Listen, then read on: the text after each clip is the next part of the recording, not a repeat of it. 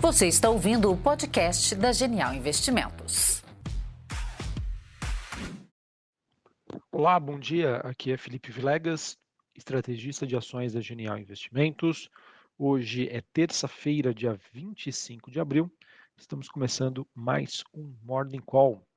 Bom, nesta terça-feira, os mercados amanhecem operando com uma certa aversão a risco e dessa vez o motivo, o que está levando a esse clima de saída, de fuga de ativos de risco, foram os resultados piores do que o esperado do First Republic Bank nos Estados Unidos e também depois da divulgação de resultados envolvendo bancos na Europa.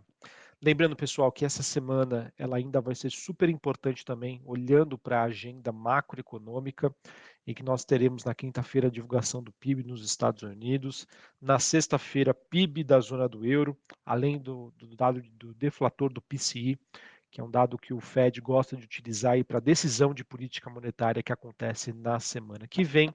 Então, esses elementos aí vão ser fundamentais para a decisão aí de política monetária, tanto nos Estados Unidos quanto na Europa. Mercado ainda em dúvidas, sobre como pode ser esse processo, apesar, claro, que olhando para os Estados Unidos, a maioria das apostas convergem para um aumento de 0,25. Beleza? Então vamos ficar atentos. O mercado, por enquanto, segue um pouco mais tenebroso em relação a esses resultados, o que leva o que justifica esse movimento de queda nesta manhã. Passando aquele overview, pessoal, antes de falar um pouquinho mais sobre o First Republic Bank, nós tivemos na Ásia a Bolsa de Xangai recuando 0,32, Bolsa de Hong Kong caindo 1,7 e a Bolsa japonesa Nikkei subindo 0,09. Na Europa, Londres subindo 0,35, Paris alta, queda de 0,66, Frankfurt na Alemanha, queda de 0,14. Futuros norte-americanos, S&P caindo 0,5%, Dow Jones queda de 0,36%, Nasdaq caindo 0,5%. O VIX, que é aquele índice de volatilidade, o índice do medo também, subindo 5% nessa manhã, mas ainda assim numa região bastante tranquila, 17,69 pontos. Dólar Index, que é o DXY, ou seja, o dólar contra uma cesta de moedas, subindo 0,12 a 101,47 pontos. Taxa de juros de 10 anos nos Estados Unidos caindo 2% a 3,44. Bitcoin praticamente no 0 a 0, $27.300 a unidade. E as commodities apresentam mais um dia negativo, mas já já eu falo um pouquinho mais sobre elas. Bom, sobre o First Republic Bank, pessoal, da noite de ontem, esse que é um importante banco regional da Califórnia, nos Estados Unidos, ele acabou divulgando então resultados bastante preocupantes, o que levou a uma queda de mais de 20% no valor de suas ações, já agora no pré-mercado dos Estados Unidos. Para vocês terem uma ideia, o banco reportou uma perda de 100 bilhões de dólares em depósitos, o que acabou resultando então uma piora significativa na sua rentabilidade, já que o mesmo segue sendo financiado com linhas até mais caras aí, do que as ofertadas aí pelo Federal Reserve, o Fed, o Banco Central norte-americano. E como parte de uma grande reorganização estrutural, o First Republic Bank, ele disse que planeja também cortar cerca de 25% da sua força de trabalho por conta da atual situação. Para vocês terem uma ideia, esse banco é o 14º maior dos Estados Unidos em tamanho de depósitos e já estava enfrentando, obviamente, dificuldades desde a quebra do Silicon Valley Bank no mês de março. E apesar dessa recente acomodação do humor do investidor nos últimos dias, nas últimas semanas, em relação a essa questão, essa perda, pessoal, de 100 bilhões de depósitos em um banco que possuía 200 bi de depósitos, realmente acaba trazendo esse sentimento de crise à tona e novamente aí por parte do mercado. Tá? Então, por conta disso, a gente acaba tendo esse movimento baixista. E embora, pessoal, a gente precisa falar aqui que o que nós estamos vivendo hoje tem as suas similaridades, mas a gente não pode dizer que é algo que vai ser exatamente como 2008. Muito provavelmente, esses problemas nesses bancos regionais nos Estados Unidos vão gerar um aperto nas condições financeiras e isso, obviamente, pode impulsionar, incentivar aí, essa desaceleração do crescimento nos Estados Unidos, aumentando, então, a probabilidade de termos uma recessão por lá. Tá bom? Então, acho que é importante dizer que tem as suas similaridades, mas não acho que o que está acontecendo hoje é o que vai acontecer como aconteceu em 2008. Mas, enfim, pessoal, é algo que deve, sem sombra de dúvida, acelerar o processo de recessão nos Estados Unidos.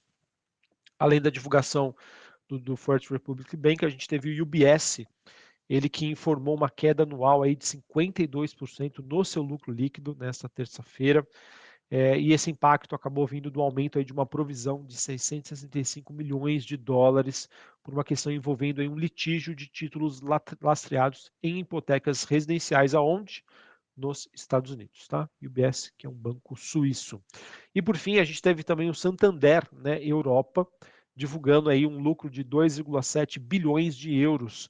Esse lucro que veio acima das expectativas do mercado, e apesar do impacto, né, envolvendo aí um aumento aí sobre impostos, sobre as questões das receitas bancárias, esses ganhos, né, acabaram amenizando aí a queda dos lucros nas operações, tanto no Brasil quanto nos Estados Unidos. Beleza? Então, vamos seguir acompanhando aí essa situação. Infelizmente, não chegou ao seu fim e acredito que isso ainda vai trazer bastante repercussão para o mercado financeiro global. Beleza? Sobre as commodities, pessoal, como eu comentei anteriormente, o petróleo caindo 0,5% nesta manhã, 78 dólares o barril. O mercado que segue entre essa expectativa de recessão e uma maior demanda aí vinda pelo Iraque, uma menor oferta, perdão, de vinda do Iraque. E olhando para os metais industriais, a gente tem o cobre caindo 1,8%, níquel caindo 1,5% e o minério de ferro na China tendo mais um dia de queda.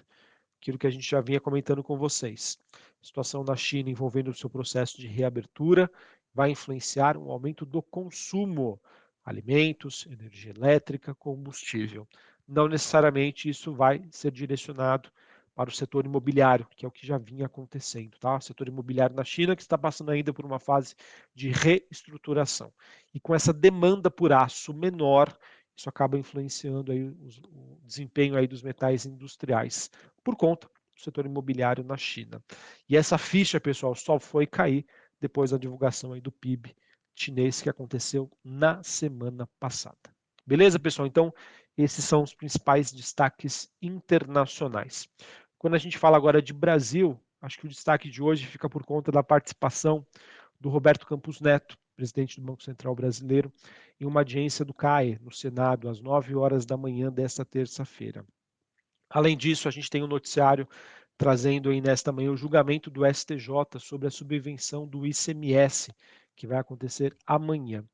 E a gente também teve ontem o Haddad, ministro da Fazenda, dizendo que pediu a sua equipe para estudar os juros sobre capital próprio, né, o JCP. Segundo ele, né, ele está suspeitando que estão acontecendo abusos por partes das empresas. O que acontece, pessoal? O juro sobre capital próprio é um instrumento que pode gerar um benefício fiscal para a empresa. Por quê? O juro sobre capital próprio é uma forma de remuneração do acionista, mas que para a empresa ele entra como se fosse um custo e não uma distribuição de lucros. Se você tem um aumento de custo, você paga menos imposto, tá? Mas é aquilo, tá? As empresas têm um limite para utilizar desse juros sobre capital próprio para diminuir a base de tributação. Então, elas não podem fazer da maneira com que elas quiserem, porque se isso for feito, isso a gente não teria mais a distribuição de dividendos, somente juros sobre capital próprio. Então, né, o Ministério da Fazenda aí querendo fechar as contas públicas, está fazendo aí o que for preciso para aumentar aí as suas receitas. Vamos ver se isso avança ou não. Lembrando, pessoal, se realmente for decretado o final do juros sobre capital próprio, empresas como, por exemplo, a Ambev, que utilizam bastante desse benefício fiscal, poderiam ser bastante prejudicadas. Em contrapartida, holdings como a Itaúsa, que acabam sendo bitributadas, né, nessa questão, né, já que elas são sócios, ela é sócia de outras empresas, elas poderiam ser beneficiadas por este movimento. Falando ainda sobre o noticiário corporativo, a gente teve a IRB firmando um acordo de não persuasão com o Departamento aí de Justiça nos Estados Unidos. ela que concordou em pagar 5 milhões de dólares para compensar os acionistas e encerrar uma investigação aí sobre uma fraude de valores imobiliários. Foi um episódio, pessoal, de 2020. Ela que disse que o Warren Buffett, na época, era acionista da companhia, ou seja, uma informação completamente falsa, e o que levou a uma série de deteriorações. A gente também teve os credores da Light escolhendo a Bicap como assessor financeiro. Essa empresa que tem Cláudio Brandão aí como um dos sócios, ele que confirmou então ao Valor, uma reportagem do Valor que foi escolhida aí pelo grupo de credores que detém hoje cerca de 5 bilhões de reais em emissões da empresa. Beleza? Light que segue no processo bastante conturbado, envolvendo uma reestruturação da companhia e quem sabe até um possível pedido de recuperação judicial. Ok? Bom, pessoal, então essa é a carinha desta terça-feira. A gente teve ontem um dia de queda, né, para as bolsas globais. Aqui no Brasil, a gente acabou sendo influenciado negativamente pelo movimento de queda da Vale, que foi, por sua vez, influenciada pelo minério de ferro. Infelizmente, pessoal, esse movimento continua, tá? Hoje a gente tem queda dos metais industriais, queda do minério, queda do petróleo, ou seja, a bolsa brasileira bastante dependente de empresas exportadoras ligadas às commodities vão acabar exercendo essa força e essa pressão mais negativa. Vamos ver, pessoal, o que poderia salvar o mercado hoje seria mais um dia de fechamento da curva de juros, ou seja, o mercado precificando uma necessidade de menos juros à frente. As taxas de juros já estão caindo forte nos Estados Unidos. E isso acaba sendo uma pressão aí negativa, que acaba influenciando de maneira negativa aqui a taxa de juros no Brasil. Mas é aquele negativo bom, é menos de taxas de juros à frente, o que acaba sendo positivo para as empresas ligadas à economia doméstica, tá? Mercado doméstico que segue de olho na questão envolvendo o arcabouço fiscal e essas medidas aí que o governo está tentando adotar para tentar aumentar as suas receitas. Um abraço, uma ótima terça-feira para vocês e até mais. Valeu! Você está ouvindo o podcast da Genial Investimentos.